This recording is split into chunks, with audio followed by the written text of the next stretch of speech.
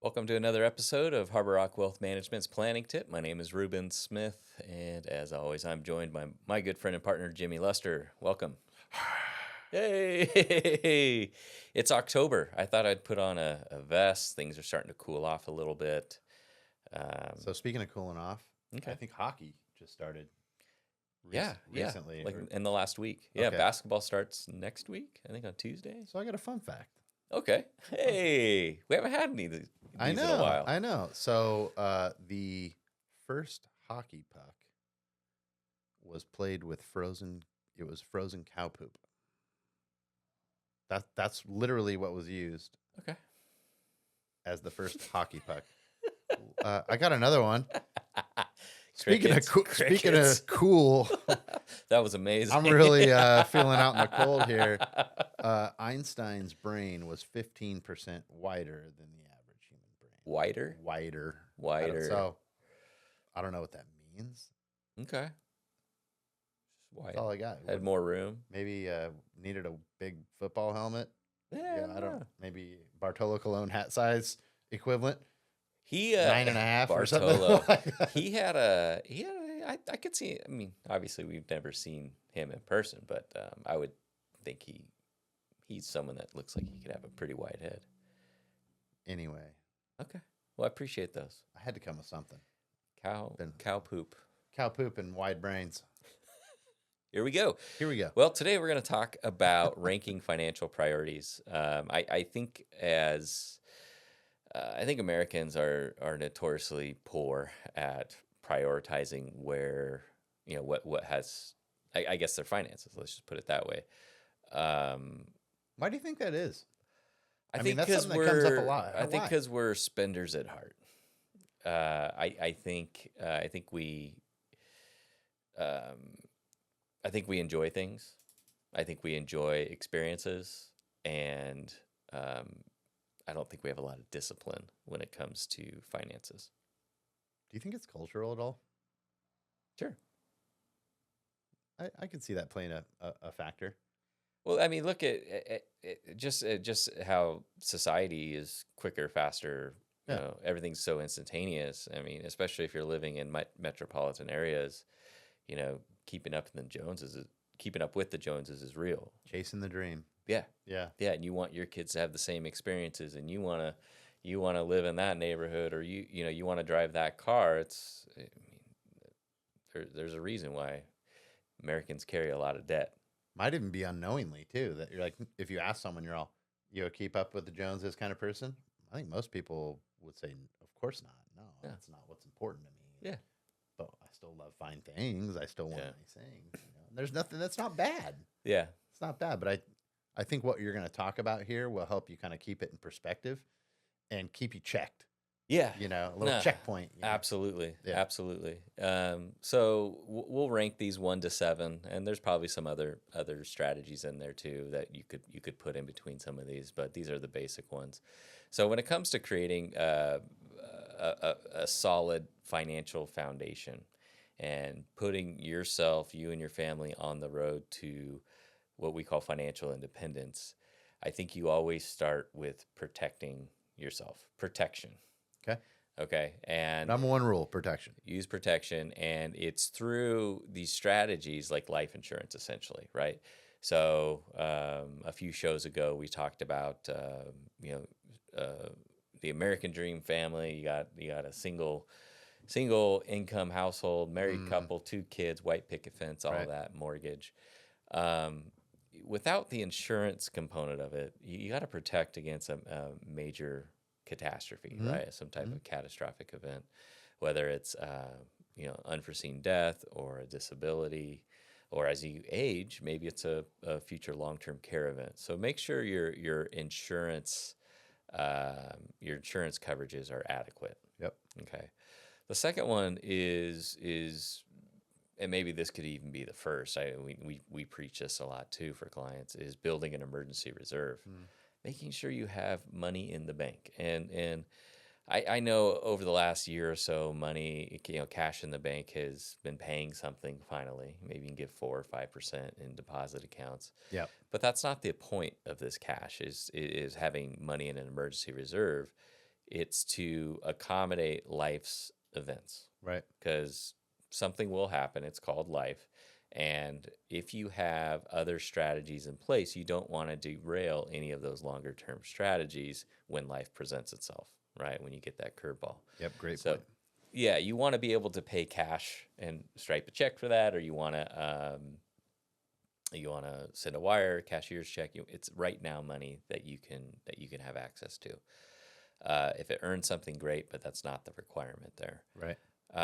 And we don't want you to be in a position where maybe you don't want to sell out of your portfolio or you don't want to sell an investment because it's not the right time. And now you put it on a credit card. Mm. And now you have revolving credit card debt. So that's a trap in of itself. Yep. Which leads me to the next one is getting rid of what we call destructive debt. This is a newer term for me. I love it. And I love it. No, it's a great way because people say debt's always bad. I don't think so. No, you use debt to build wealth, in a Right, lot of scenarios. right. But what's the difference there? Yeah, exactly. Destructive debt is going to be essentially credit cards, anything high interest, something that you get caught in this monthly trap of a reoccurring balance. And we talk about it all the time. Even a good interest rate on a credit card's 15%. Yeah. Normal is probably, I'd say average rate is probably in the 20s. No, you're right on. So you don't want to get caught in that trap. So get rid of any high interest bearing debt, and essentially, or definitely something that has focus on the revolving debt. If you have a revolving balance, And there. I know what a lot of people are going to say to like get rid of that credit card debt. Ooh, easy for you to say, and now I'm in trouble. Or do one of two things: create a plan to pay it off Mm-hmm. and be disciplined about it. Right. Like take control. Even if you feel like you're drowning, pull the cord for your life vest. You have one. Take control. And if you need help, ask for help. Yeah. Don't be prideful and get yourself in twice as much debt all of a sudden. Like, if someone can help you, propose a strategy with them. Like, hey, look, I need some help here. Don't be prideful. Yeah. Credit card debt doesn't care about that. Right, And your no. family doesn't either. Like, Right. if you have a friend, hey, get some help, have a plan. That's interesting because while you're saying that, I was thinking if you ask people that in your mind are financially sound, how they got to where they are, I can guarantee you that there was times where money was tight and they had to create some discipline. Yeah. Yeah. They may be at a point now where the fruits of their labor have worked out and their discipline has worked out to where now Yep. they can be, maybe they're in a little more comfortable position. Yes. Anyway, Yes. get rid of that destructive debt. Easiest way to earn 15 to 20% on your money is paying off those credit cards, Yeah. right? Yeah. The next one is saving for retirement. Now, I think it sounds. I don't think this catches anyone by surprise, but maybe if you're in a position where you have a young family or small kids like I do, you have this idea of, well, I have college coming up, or maybe you have a kid that's already in college in a long-term relationship, and you're thinking about a wedding, or no. This is a time to be selfish. Pay yourself before you take care of the family in this case. You've already taken care of the family by having the life insurance and your emergency reserve built up. Okay.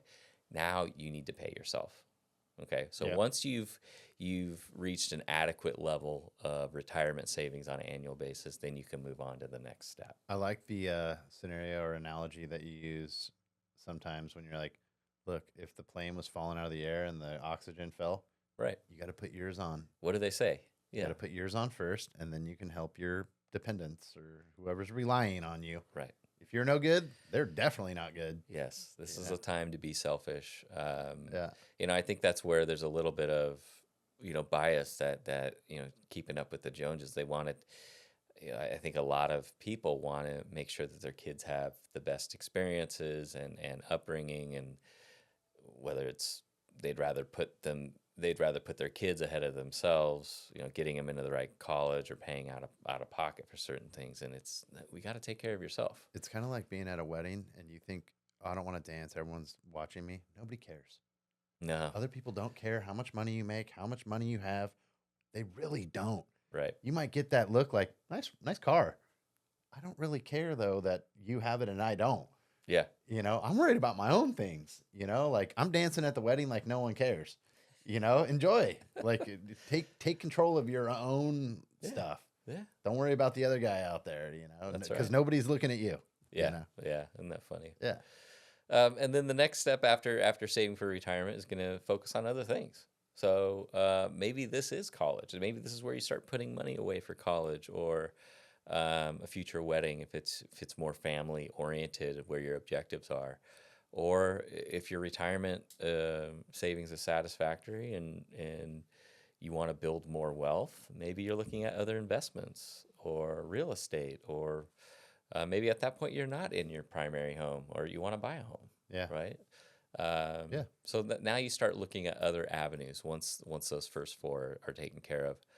And then the next step is to start paying down what we call constructive debt. That's the good debt. Mm-hmm. Okay, so once you've built out your assets and your wishes are satisfied as far as where you want money, where you want to fund certain projects or college or weddings, now start paying down the debt, the good debt. And these is typically the lower interest rate, 30-year fixed mortgages, things like that. Yeah.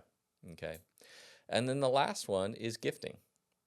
So once you've gotten to a point to where your constructive debt is under is under control or paid off, then you start really focusing on maybe philanthropic or family, gifting to churches, charities, however you want to do it.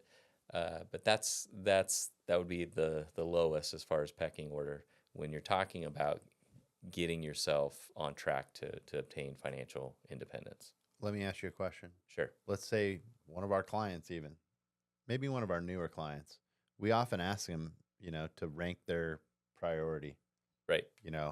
In the first few meetings when we're starting to build a plan draft or uncover some needs and Sure. address those needs. And you kind of get a temperature gauge of where their heartbeat is on, if it makes them nervous or maybe some of their personal, likes and wants. Mm-hmm. What if someone comes to us and says, "Well, I don't necessarily agree with those priorities. I think this, I want to do this."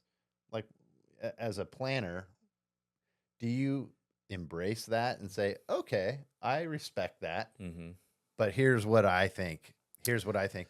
Or is it, "I respect that. Let's work together to, okay, let's address those then." Yeah, yeah. It can go one of two ways. If their priorities are way beyond the scope of what I think is prudent, then I think we'd agree to disagree and probably part ways at that point. Maybe as like far as a doctor would. If a Yeah. doctor's like, "Look, here, I think this is the best plan for you." And yeah, okay, no go out problem. and get another opinion, and if you want to revisit this conversation down the road, fine. But we're not going to compromise I'm not going to change, how what you believe in. And, yeah, how and I your operate expertise, and yeah. how I help No. hundreds of other clients. It's but if their goals are, I guess it comes down to is if they're coachable, right? Do you see this as being valuable at some point in your life, having an emergency reserve or having life insurance? Maybe the conversation doesn't end with, "Well, I don't agree. Here's my." It's like, well, let's talk about it. Let's talk about the risks. Let's talk about why you feel. Yes. Why do you feel that way? Yep. Now let's get. This is where having an advocate with a human is massive. Right. You're online picking stocks or getting a credit card, a new credit card off Credit Karma, or they don't ask you those questions. Right. They don't go, wait, let's take a minute. This is a big decision. Right. Why do you think that? Is it because of past experiences? Is it because that's what your mom and dad did? Right. Your neighbor who you trust, that's their priorities, Yeah. and what are yours and why? Well, the other thing is, I think that's big. Let's talk about the emergency reserve, because the emergency reserve is a number that I typically come up with for clients, and I say this is what I feel you should have based off of where you're at, your income sources, the consistency of the income, overhead or overall expenses on a monthly basis. That number doesn't always jive with what the clients want. Sometimes it's more than what they want. Yeah. We have clients that come to us and say, look, that's way too much to keep in cash. Yeah. Great. I understand what you're saying. Here's the risk of doing that. If you want to keep a lower balance, that's totally fine. Yep. As long as you're educated on what the risk is. Yep. Right. And vice versa. If they want to keep 3 times the amount that I'm recommending in cash, okay, there's the risk of doing that too, right? You're giving up on some potential other opportunities. Okay, I like it. So it's very customizable. Well, yeah, it's not set in stone, and obviously everyone's life is different, and there are going to be some tweaks to this. But if you're really feeling like you don't have a good foundation when it comes to your financial life, follow these steps, and hopefully ranking your priority Roadmap. It starts. You got to start somewhere. Yeah. Right, and it does create discipline. It does require discipline. Yeah. It requires work. Right. Well, if it was easy, then we'd find more people doing it. Absolutely. I mean, come on. And if it was easy, we wouldn't have a job. We'd be out of the gig. Yeah. We're done. Yeah. Okay. Well, we appreciate you tuning in. If you have any questions about this or any other topics, please don't hesitate to reach out, and we'll catch you next time.